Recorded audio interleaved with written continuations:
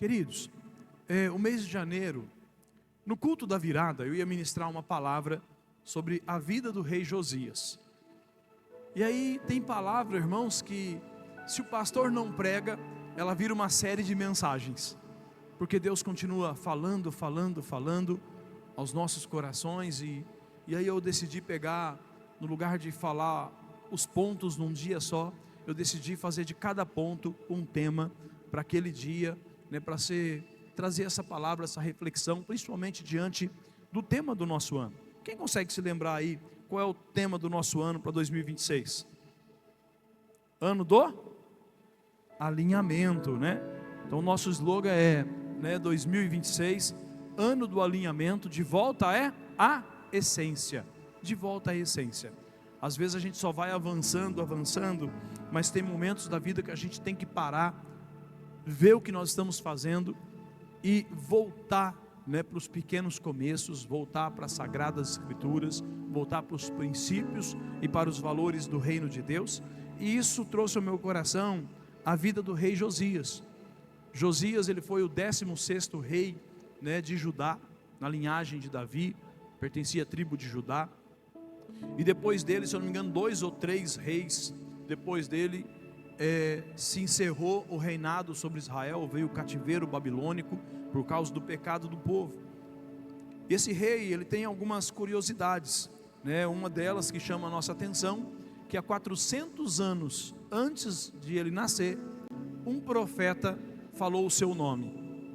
400 anos, irmãos, antes de ele nascer, porque a Bíblia vai dizer que quando Salomão faleceu e o seu filho Roboão começou a reinar em Israel, se levanta na tribo do norte, que é em Israel, cuja capital era Samaria, já falei sobre isso com vocês, e levanta-se Jeroboão, e Jeroboão também constrói um templo em Samaria.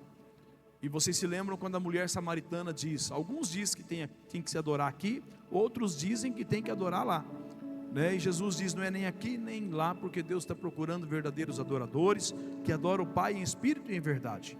Mas uma verdade havia um templo em Jerusalém, e havia também um templo em Samaria. Mas o templo em Samaria foi construído por Jeroboão, e Jeroboão construiu muitos altares aos deuses pagãos, e Deus envia um profeta que é conhecido como profeta novo, envia ele de Judá até ao norte, Samaria, para entregar uma palavra. E quando ele entrega essa palavra, ele diz assim: Deus manda dizer que todos os altares que você está levantando, vai se levantar um servo dele, chamado Josias, e ele vai destruir todos esses altares. 400 anos antes dele nascer, quando Josias está destruindo os altares no seu reinado, limpando a nação, e ele está indo com seus soldados, destruindo os altares, ele chega diante de alguns sepulcros, e ele pergunta: de quem é esse sepulcro? E alguém falou para ele assim: esse sepulcro é do profeta que mencionou o seu nome há 400 anos atrás. Então assim, é uma história muito linda, porque ele é o refrigério para a nação de Israel, num tempo que tudo estava perdido, num tempo onde a idolatria, a imoralidade, o pecado prevalecia sobre a nação. Se levanta esse menino com 8 anos de idade e começa a reinar. E a Bíblia Sagrada vai dizer que ele seguiu os passos de Davi, e ele, com 16 anos, ele começou a buscar o Senhor, e aos 20 anos de idade, ele começou a purificar Jerusalém de todos os altares de idolatria. Então, o primeiro sermão que eu preguei no primeiro domingo do mês, foi sobre rompendo com o pecado. Se nós quisermos no ano de 2026 viver o ano do alinhamento e voltar para a essência, a primeira coisa que nós precisamos aprender com Josias é que nós precisamos romper com o pecado. Deus não enche vasos sujos. Amém, queridos? Então precisamos romper com o pecado. Então a primeira mensagem foi essa. A segunda mensagem que eu disse foi a restauração do templo. Comecei falando do templo de Jerusalém e terminei a mensagem domingo passado falando que nós somos o templo do Espírito Santo de Deus, e o templo lá nos dias de Josias estava esquecido, estava abandonado, Eu não entrei por essa linha aí de esporte, de cuidar do seu corpo. Também podemos entender assim, como está o templo do Senhor, como que está o templo. Então ele viu que aquilo era importante, porque mais do que destruir os altares pagãos, ele precisava restaurar o altar do Senhor. Ele precisava restaurar o lugar da adoração ao Senhor. O Natan, se quiser abaixar um pouquinho, está com bastante eco aí no fundo, tá bom? E hoje eu quero falar com você que no ano do alinhamento, de volta à essência, Josias, eles encontram o livro da lei do Senhor, é voltar para a palavra. Então ele rompe com o pecado, ele restaura o templo e eles voltam para a palavra de Deus. E eu quero hoje ler o texto com você que está em 2 Crônicas, capítulo 34, do versículo 14 ao versículo 19. Amém? Glória a Deus.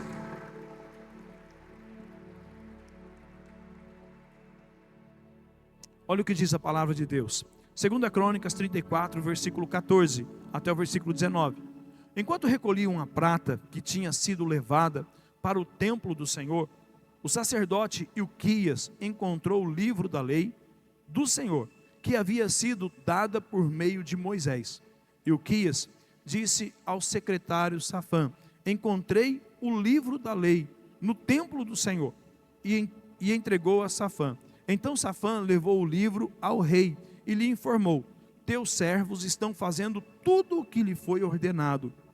Fundiram a prata que estava no templo do Senhor e confiaram aos supervisores e aos trabalhadores. E acrescentou: o sacerdote Ilquias entregou-me um livro. E Safã leu trecho do livro para o rei. Assim que o rei ouviu as palavras da lei, rasgou as suas vestes diante do Senhor. Quando ele leu o livro, lendo o livro, ele rasga as suas vestes, porque o que leram para ele não era algo animador, não era algo que estava favorável para os seus dias.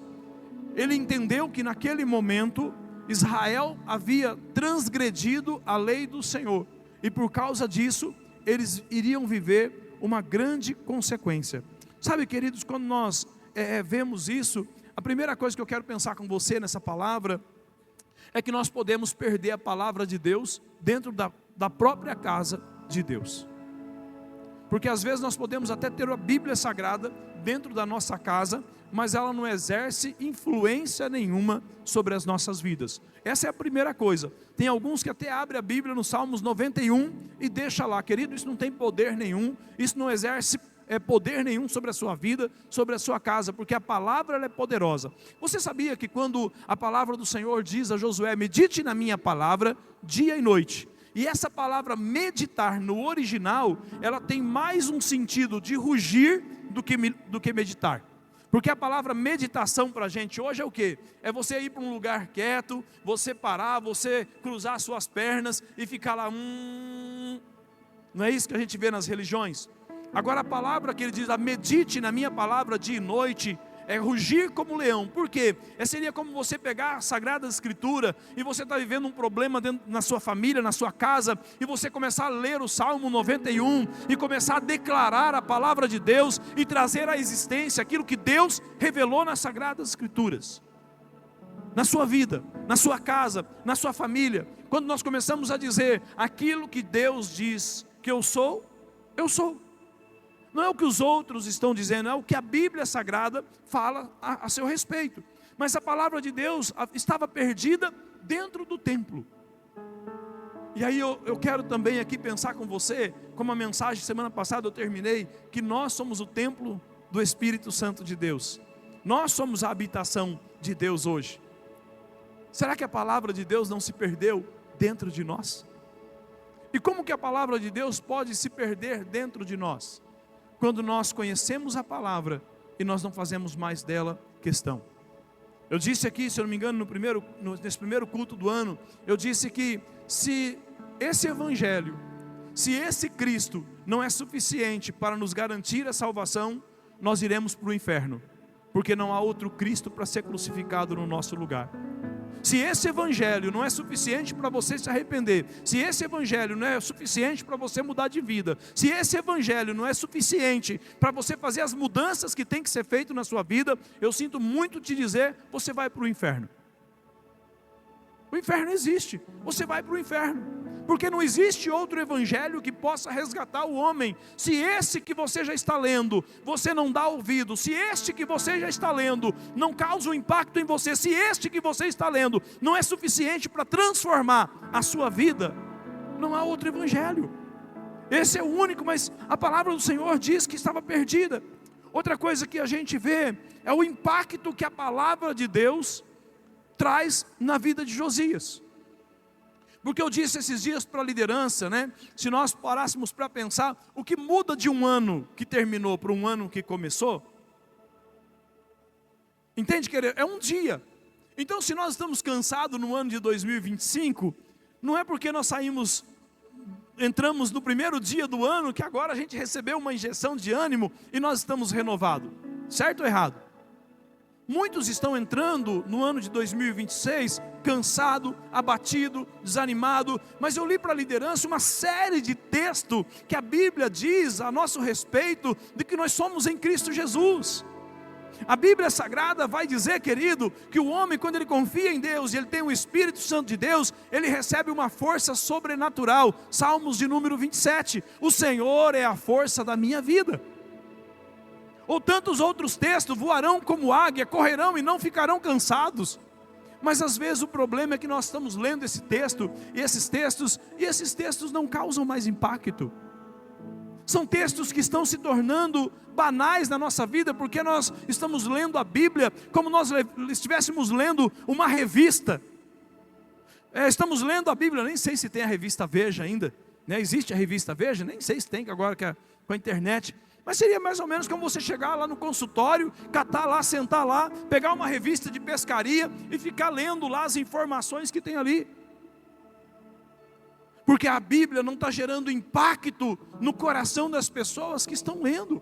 Mas quando Josias, ele ouviu o texto da Sagrada Escritura, ele rasgou as suas vestes, ele colocou o rosto no chão e chorou diante do Senhor. Aí você vai dizer, pastor, isso não está dizendo no texto, mas o próprio Deus vai dizer: Josias, porque você rasgou as suas vestes, porque você se humilhou diante de mim, porque você chorou na minha presença, eu vi o seu quebrantamento, eu vi a sua humildade, eu enxerguei, e eu estou mudando a realidade de Jerusalém por causa de você, eu estou mudando a realidade do Brasil por causa de você. Imagina, Deus está dizendo: eu estou mudando a realidade de Novo Horizonte por causa de você. Porque quando Deus encontra um homem que é humilde, quebrantado, que chora na presença do Senhor, que entende a palavra, se arrepende, se humilha aos pés do Senhor, Deus faz coisas extraordinárias. Amém, queridos? Deus faz coisas lindas.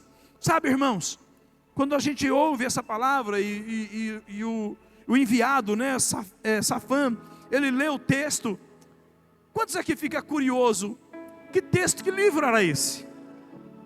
Que texto era esse? Será que dá para a gente descobrir que livro era esse?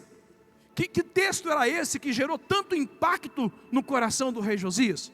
Daí eu peguei o texto para vocês. Ou posso pular essa parte? Que quantos querem saber qual é o texto?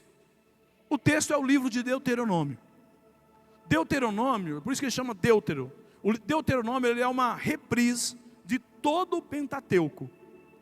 Por que o Deuteronômio é uma reprise? Porque quando aquela geração morreu, e a geração que se levantou ia entrar na terra, Moisés escreveu o Deuteronômio, porque ele estava ensinando todos os preceitos. Então ele pegou Êxodo, Levítico e Número, comprimiu tudo em Deuteronômio.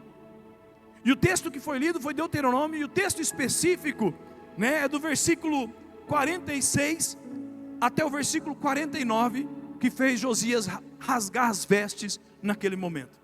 Mas só para você entender esse texto, coloca para mim, fazendo um favor, Deuteronômio 28, versículo 1. Deuteronômio 28, versículo 1 e 2. Se vocês obedecerem fielmente ao Senhor, o seu Deus, e seguirem cuidadosamente todos os seus mandamentos, que hoje dou a vocês, o Senhor, o seu Deus, os porá acima de todas as nações da terra. Todas essas bênçãos virão sobre ti. Quantos aqui querem bênçãos no ano de 2026? Amém, queridos? Está na obediência. Obediência é o quê? A palavra de Deus. Então até o versículo 14 do capítulo 28 só tem bênçãos.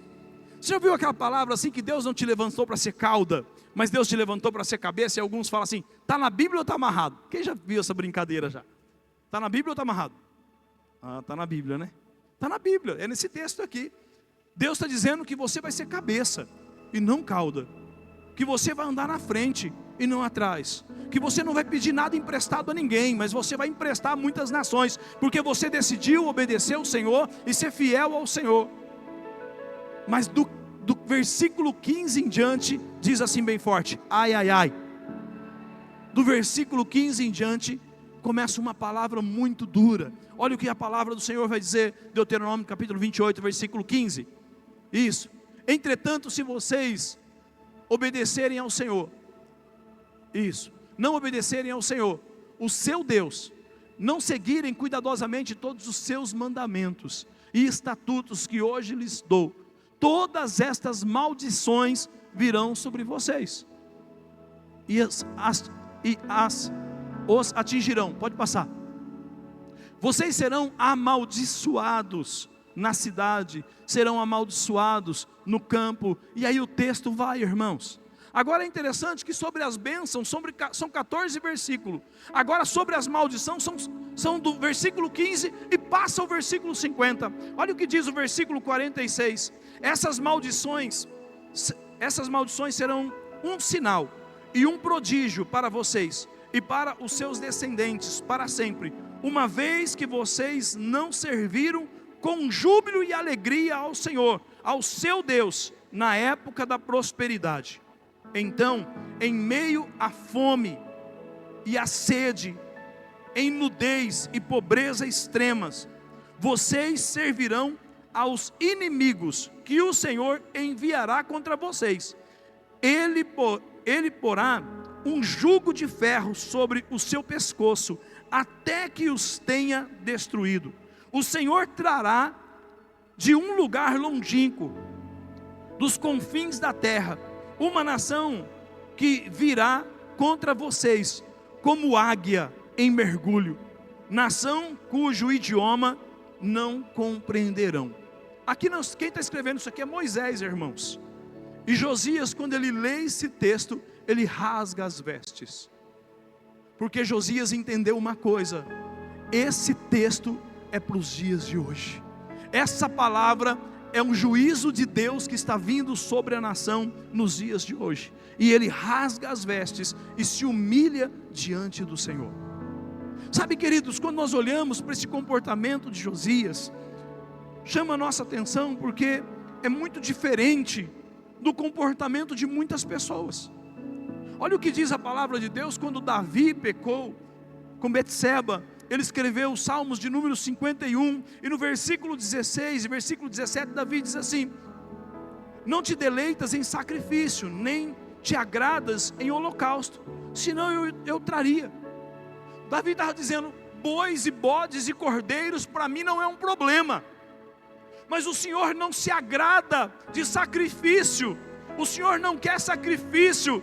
E ele diz no versículo 17, o sacrifício que agradam a Deus são um espírito quebrantado, um coração quebrantado e contrito, ó Deus não desprezará.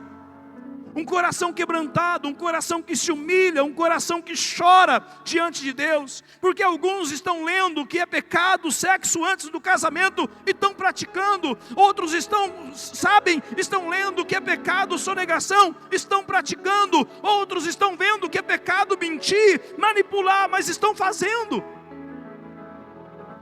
Qual é o impacto que as Escrituras estão gerando em nós, irmãos? E de repente você olha e fala, pastor, que isso daí tudo é Antigo Testamento. Josias não foi, por exemplo, como Eli. Quando Eli recebeu uma palavra da parte de Deus pela boca de Samuel, ele tinha que ter rasgado as vestes, ter colocado o rosto no chão, pegado terra e jogado sobre a sua cabeça.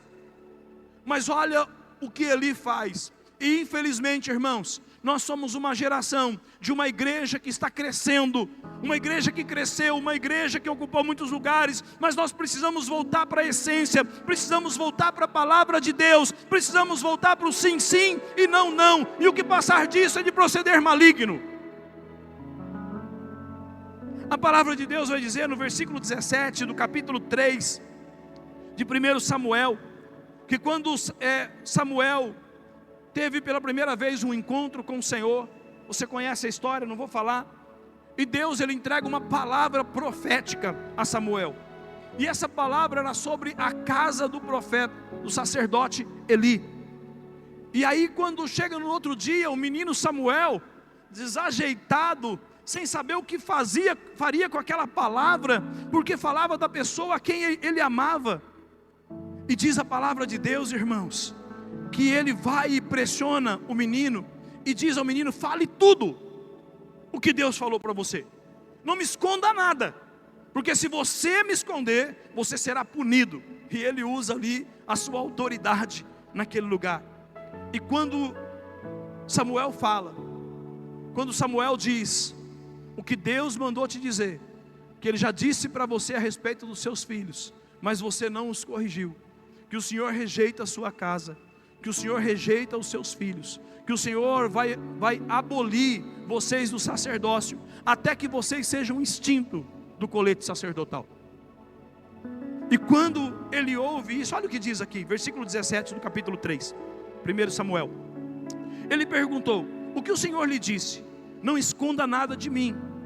Deus o castigue e o faça com muita severidade, se você esconder de mim qualquer coisa que ele falou. Eu fico imaginando, por que ele não usou essa mesma autoridade com os próprios filhos? Não é verdade? No versículo 16 é triste. Então Samuel lhe contou tudo e nada escondeu. Então ele disse, ele é o Senhor, que faça o que lhe parecer melhor.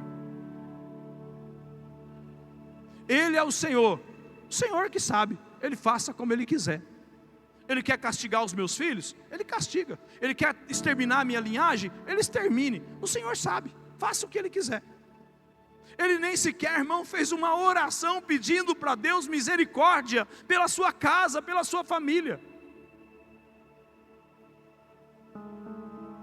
E ele começa a olhar e dizer assim, estou ouvindo isso, estou lendo isso, para mim tanto faz. Ou como o rei Ezequias, quando estava sob a autoridade do profeta Isaías, e quando ele começou a ostentar os seus bens, e mostrar as suas riquezas para todo mundo, e Deus manda o profeta Isaías até lá e disse, por causa da sua ostentação, por causa da sua vaidade, Deus vai mandar esse povo estrangeiro, e vai saquear tudo que vocês têm. E a Ezequias olha e fala assim, muito bem, o que importa é que não são nos meus dias, vai ser nos dias dos meus filhos, vai ser nos dias dos meus netos, vai ser nos dias dos meus bisnetos. Sabe que é uma coisa que nós temos que orar nesse tempo, nós temos que chorar diante de Deus, nós temos que rasgar nosso coração, como diz em Joel, não rasgue somente as suas vestes, mas rasgue o seu coração, quando nós olhamos para o caminho que a nossa nação está indo, e nós pensamos nos nossos filhos, nós pensamos nos nossos netos. Eu acredito que um dia os venezuelanos não acreditavam que a Venezuela podia chegar onde chegou. E muitos brasileiros não estão acreditando que o Brasil pode se tornar um país quebrado e o futuro dos nossos filhos esteja comprometido. Alguém pode nascer num país quebrado e morrer num país quebrado e não ver a prosperidade daquela nação, por causa do pecado, por causa da corrupção. Ele não se importou. A palavra de Deus vai dizer em Gálatas capítulo 5, versículo 19 ao versículo 21, a palavra de Deus vai dizer, quantos aqui já leu a carta do apóstolo Paulo aos Gálatas? Amém? E quando a gente lê esse texto, que são os frutos da carne, ora a saber, ora as obras da carne são manifestas, imoralidade sexual, impureza, libertinagem, idolatria, feitiçaria, ódio. Mas a pessoa continua cultivando ódio, não tem nem a humildade, porque tem coisas na nossa vida que nós não conseguimos vencer. Pode ser que tenha um sentimento, um ressentimento dentro de você que você não consegue vencer. Pode ser que tenha algum vício que você não consegue vencer. Pode ser que tenha algum pecado que você não consiga vencer. Mas você precisa ir diante de Deus, colocar o seu joelho no chão, a sua boca no pó e chorar diante de Deus e dizer: Deus, me ajuda! Me ajuda, Senhor! Me ajuda a me libertar disso! E quando nós fazemos isso, Deus ouve as nossas orações, Deus vê as nossas lágrimas, porque nós vamos diante de Deus e nos humilhamos diante dEle. Nós não chegamos diante dEle com touros, ou com bodes, ou cordeiros, mas chegamos diante dEle com o coração quebrantado. Porque você sabe, querido, que você não pode ter ódio, você não pode ter ressentimento, mas você continua cultivando, e você lê esses textos, e você passa a folha, e continua indiferente à palavra de Deus, cauterizado, anestesiado. Philip Yancey escreveu um livro que diz assim: aonde está Deus quando chega a dor? E ele diz que ele e o médico que escreveu juntos esse livro, eles foram para a Índia para conhecer um leprosário. Não sei se você sabe que um dos sintomas da lepra é a insensibilidade. Sabe quando você pratica um pecadinho, que aquilo no começo era tão, e de repente você vai mais um pouquinho, e você vai se tornando cauterizado, insensível, porque a lepra espiritual vai tomando conta de você. E ele diz que quando eles chegam na Índia, eles vão até um leprosário, e naquele lugar muito pobre, muita miséria, e eles entram num lugar muito humilde, com muitas pessoas tomadas pela lepra, e eles descobrem algo terrível que estava acontecendo naquele lugar. As pessoas dormiam e acordavam no outro dia sem os seus membros. Acordava no outro dia sem o dedo, acordava no outro dia sem os dedos dos pés. E aí eles fizeram um movimento na igreja nos Estados Unidos, levantaram recurso e mandaram para lá e instalaram naquele hospital várias câmeras em todos os quartos para saber o que estava acontecendo. Sabe o que estava acontecendo, querido? Estava acontecendo que à noite ratos entravam naquele lugar e devoravam os dedos das pessoas e elas nem sentiam. Tem gente que está tão cauterizado, que está sendo devorado pelo pecado, mas já não consegue mais sentir nada, porque está anestesiado.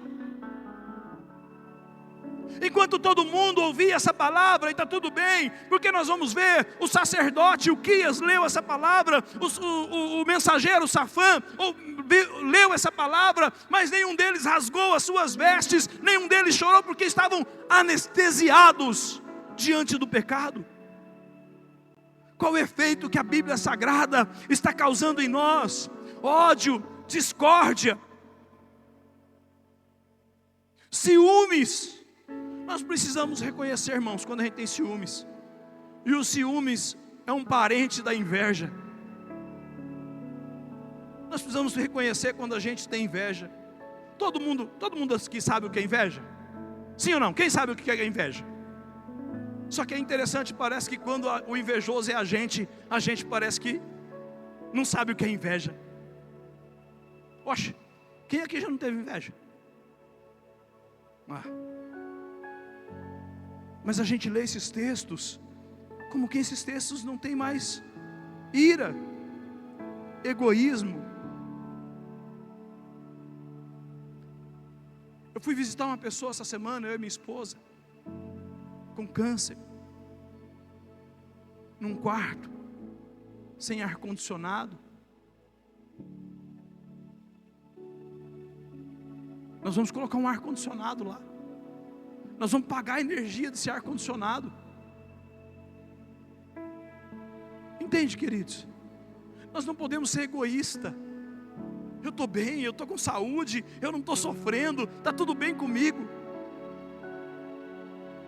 Quantos de nós somos egoístas? Dissensões, facções. Eu vou para tal igreja porque eu gosto do fulaninho. Eu estou na outra igreja porque eu gosto do queridinho. E quem aqui ama Jesus? Jesus está onde? facções dentro da igreja, no corpo de Cristo. Inveja, embriaguez, orgias e coisas semelhantes, eu os advirto, como antes, e já os adverti, que os que praticam essas coisas não herdarão o reino de Deus. Se a pessoa pratica isso, o que ele tem que fazer? Ele tem que ir para diante de Deus e chorar, e falar: Deus, tem misericórdia da minha vida, que eu estou perdido. Eu estou perdido, Senhor, me ajuda. A palavra do Senhor vai dizer em 1 Tessalonicenses capítulo 4, versículo 3 até o versículo 8. Olha o que diz também essa palavra, que é de mexer com a nossa estrutura. A vontade de Deus é que vocês sejam santificados. 1 Tessalonicenses capítulo 4, versículo 3. Agora o versículo 4. Cada um de vocês saibam controlar o próprio corpo de maneira santa e honrosa, não com a paixão dos desejos desenfreado, como os pagãos que desconhecem a Deus. Nesse assunto, ninguém prejudique o seu irmão, nem dele se aproveita. O Senhor castigará todas essas práticas, como já lhes dissemos e asseguramos. Versículo 7. Porque Deus não nos chamou para a impureza, mas para a santidade. Versículo 8, que é o mais sério de todos. Portanto, aquele que rejeita essas coisas, não rejeita o homem, mas a Deus, que lhe dá o seu Espírito Santo. Sem o Espírito Santo ninguém pode entrar no céu, porque ele é o selo da promessa, que nós fomos comprados, lavados e remidos pelo sangue do Senhor. A palavra de Deus vai dizer no Salmo de número 119, versículo 105, diz assim: a tua palavra é lâmpada que ilumina os meus passos e luz que clareia o meu caminho. Agora olha que interessante, sabe já o que estava determinado por Deus nos dias de Josias? O cativeiro, a escravidão. Eles seriam levados acorrentados, eles perderiam todos os seus bens. É o que diz a palavra, porque o Senhor vai dizer lá em Deuteronômio capítulo 28, versículo 46, a palavra do Senhor vai dizer lá: nos dias da sua prosperidade, vocês se esqueceram de mim e adoraram outros deuses. Por causa disso, eu vou trazer uma nação inimiga, ela vai descer sobre vocês como águia, como flecha, e uma nação que vocês não conhecem a língua. Por que não conhecem? A gente sabe que depois desse momento, o hebraico morre e nasce ali na nação de Israel a comunicação do aramaico. Não quero entrar nisso aqui também, vamos avançar. Mas quando nós olhamos o Salmo 119, queridos, a gente vê aqui que a Bíblia Sagrada, o livro que foi encontrado, as sagradas letras que foram encontradas, foram luz para o reinado de Josias. Porque ele não tropeçou, e enquanto ele viveu, não houve cativeiro sobre Israel. Quando nós olhamos a palavra de Deus também, 2 Crônicas, capítulo 34, do versículo 26 a 28, nós vamos ver, Josias consultando uma profeta. E se Deus permitir, na semana que vem vou falar sobre isso, que o alinhamento também passa pelo profético, porque ele leu as escrituras, ele teve o discernimento, chorou diante de Deus, ele mandou irem até essa profetisa e consultar, e quando consultam ela manda eles voltarem, e olha o que ela manda dizer: diga ao rei de Judá, que os enviou para consultar o Senhor, assim diz o Senhor, o Deus de Israel, acerca da palavra que você ouviu. Deuteronômio capítulo 28, versículo 46 em diante. Já que o seu coração se abriu, e você se humilhou diante de Deus, quando ouviu o que ele falou contra este lugar, e contra os seus habitantes, e você se humilhou diante de mim, rasgou as suas vestes, e chorou na minha presença, eu ouvi, declara o Senhor.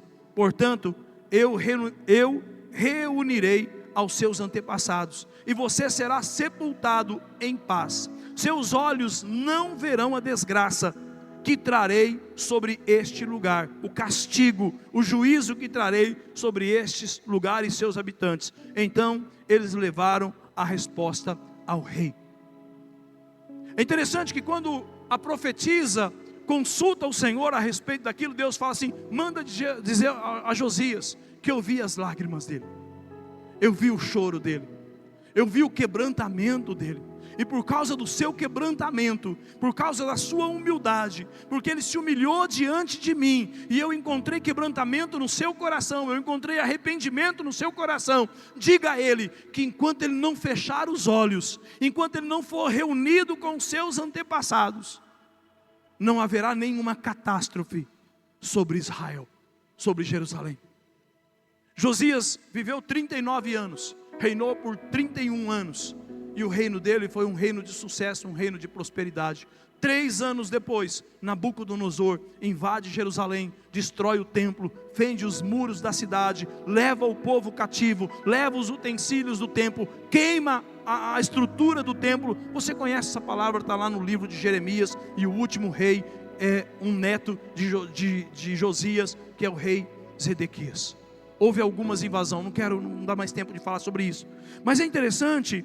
E quando nós olhamos para isso, queridos, um homem de coração quebrantado pode paralisar uma tragédia. Um homem de coração quebrantado pode mudar o contexto de uma realidade. Eu quero hoje, em nome de Jesus, quero que você entenda, porque não adianta nós lermos a Bíblia. Tiago vai dizer, se eu não me engano, no versículo 22 do capítulo 1, ele vai dizer que nós não podemos ser somente ouvintes da palavra de Deus, ou praticantes da palavra de Deus. O versículo posterior ele vai dizer que senão seria como você olhar o seu próprio reflexo no espelho, que depois você sai daquele lugar e você se esquece da sua própria face. Nós não podemos ser leitores da palavra de Deus esquecidos. Se nós quisermos, irmãos, viver o ano do alinhamento e viver o infinitamente mais da parte do Senhor nas nossas vidas, não tem outro meio a não ser voltarmos para as Sagradas Escrituras, voltarmos a ler a Bíblia como antes. Porque, irmãos, o que vai nos distinguir, como Moisés diz em Êxodo capítulo 33, o que mais vai nos distinguir dos demais povos, se não for as Sagradas Escrituras? Porque nós estamos deixando de ser o povo que pratica a palavra, o povo que lê a palavra, o povo que busca ter leitura todos os dias. Sabe por quê que às vezes nós andamos tão atribulados no meio dos nossos problemas? Porque só o que existe dentro de nós é nós mesmos, é nossa vaidade, é nossa carnalidade. Mas quando a gente acorda de manhã, tira um tempo de oração, e a gente lê um capítulo da Sagrada Escritura, e a gente vai para o nosso dia de trabalho, a gente vai para o nosso dia, aquilo que a gente vai fazer, qualquer situação que a gente viva, a gente vai se lembrar daquele texto, porque a palavra de Deus se renova dentro de nós, e ela ministra ao profundo do nosso coração. Posso ouvir um glória a Deus? Outra coisa importante, Josias, após ouvir a palavra, receber a palavra da parte de Deus, ele se levanta e ele diz: eu não serei somente um rei, eu serei um pregador, um propagador da palavra do Senhor.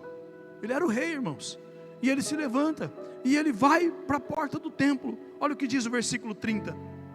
Depois subiu ao templo do Senhor, acompanhado por todos os homens de Judá, todo o povo de Jerusalém, e os sacerdotes e os levitas, todo o povo, dos mais simples aos mais importantes. Para todos o rei leu em voz alta todas as palavras do livro da aliança, que havia sido encontrado no templo do Senhor. E ele leu o livro de Deuteronômio inteiro para toda a comunidade. E sabe o que houve naquele dia? Um grande choro, um grande arrependimento, porque verdadeiro avivamento não é barulho. Amém, queridos? Verdadeiro avivamento não são pessoas caindo. Verdadeiro avivamento não são pessoas que estão manifestando um monte de dons, porque existe gente ministrando dons e são carnais. O verdadeiro avivamento é conhecido por um quebrantamento coletivo. E não tem como nós vivermos um avivamento se nós não voltarmos para as Sagradas Escrituras. É verdade. se nós não voltarmos para as sagradas letras, que pode ser que esteja perdida dentro da nossa casa, perdida no fundo da nossa gaveta, perdida, jogada lá no canto do guarda-roupa, perdida, aberta lá em cima do armário, perdida, estava lá, até que alguém encontra um livro que não tinha sentido nenhum mais para os reis que estiveram antes dele, mas ele disse: vai ser diferente no meu reinado, vai ser diferente no meu reinado. A humildade e quebrantamento do rei Josias diante da palavra barrou o cativeiro. Pastor, hoje nós não temos mais o cativeiro babilônico, mas existe tantos cativeiros demoníacos, existe tantos cativeiros de vícios, existe tantos cativeiros hoje, irmãos. Cativeiro da depressão, cativeiro da angústia, cativeiro da ansiedade, cativeiros da falência financeira, cativeiros da falência no casamento, cativeiros na falência da criação dos filhos. A sua postura pode mudar o destino da sua casa no ano de 2026. Deus não quer sacrifício, Deus quer quebrantamento. O rei poderia ter chegado e falar: hoje nós vamos sacrificar 10.000 bois. Ele tinha condições, o texto vai dizer isso, e ele faz isso na celebração da Páscoa. Mas não, Deus não quer bois, Deus não quer ouro, Deus não quer prata, Deus quer lágrimas, Deus quer arrependimento, Deus quer choro. Choro de alguém que conhece a sua pequenez, choro de alguém que conhece o seu estado, choro de alguém que sabe que é a menor pessoa da face da terra, que sem Deus você não pode, sem Deus você não consegue. A palavra de Uzias, a palavra de Deus fala que Uzias, um outro rei, foi um homem muito bem sucedido, até que um dia Deus encontrou orgulho no seu coração, e Deus não se move mais sobre pessoas que são orgulhosas. E aí tem aquele texto famoso, que o orgulho precede a queda. Se humilhar, irmãos, se humilhar, é chegar diante de Deus e falar: Deus, perdoa o meu pecado, perdoa os pecados da Igreja Batista Betel. Nós pecamos, irmãos, nós somos um corpo. Ah, pastor, eu não pequei. Se alguém pecou, também é nosso pecado. E chorar diante de Deus, falar: Deus, nos perdoa.